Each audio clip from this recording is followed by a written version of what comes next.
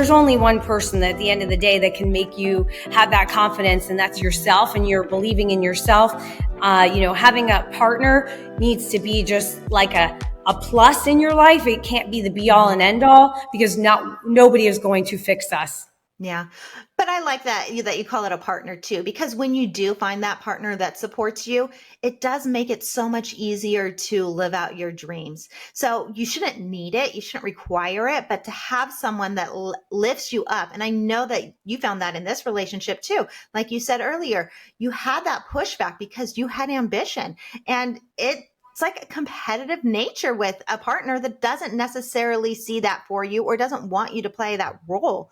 And I think that's what we have to learn to be, is honest with ourselves. Like, what do we really want in life for ourselves first? And I know that sounds selfish, but we have to do that to find true fulfillment and to find the relationships that really support us. Yes. Agreed. And, and coming up against challenges and not being afraid of them, and realizing that it's part of life and part of relationships.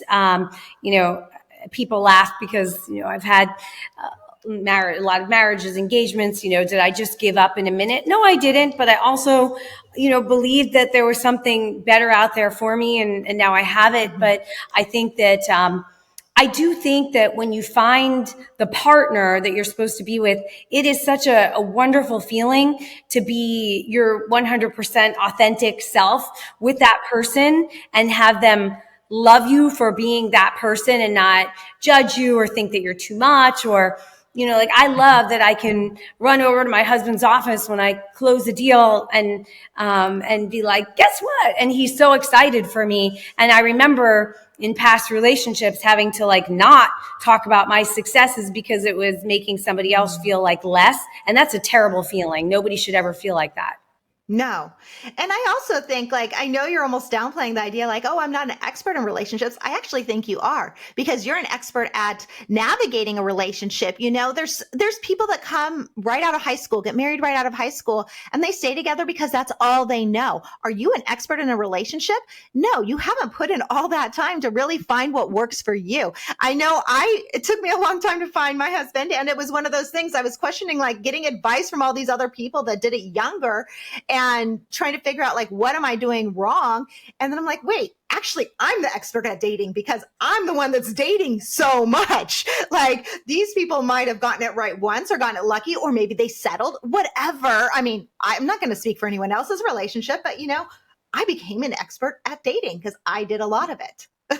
Yes. Oh, agreed. By the time I was out there dating in my 40s, I felt like I could say 5 words and I was like, okay, I know that's not the person. Next, so you just know really quickly. And when I did find my husband, who I'm with now, I was at a point in my life where I was like, I'm never getting married again. This just clearly isn't for me. And I'm just meant to be, a lone ranger and, have friends and whatnot. And I was definitely fulfilled on my own and felt like I was, great on my own. I felt really good about the place that I was with. And that's when I found my partner.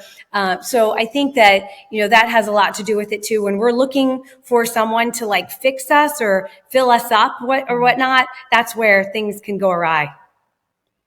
Well, it also sounds like you were almost at a place of surrender. I mean, because I will find that, I think when I found Matt, I was just kind of like, I'm going to just go date and have fun. And I'm going to take every date, because maybe I don't have all the answers. So maybe I'm just going to go out there and do it all. And then, I'll end well to someone who wasn't who I thought I was going to be with.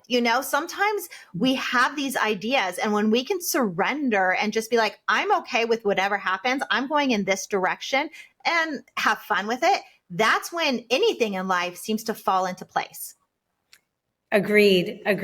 Absolutely. I think that's huge. And just taking the chances, going and going on the dates yet. So you never know who you're going to meet. So I think that, moving forward with our lives, no matter what happens. I remember that I would just go through a divorce or a breakup, and I was like, okay, what am I going to do? Take a year off? I would convince myself, okay, I'm going to take a year off from dating. And then 3 days later, somebody would fix me up and I would just go, because you don't know who you're going to meet, right? So you got to keep going.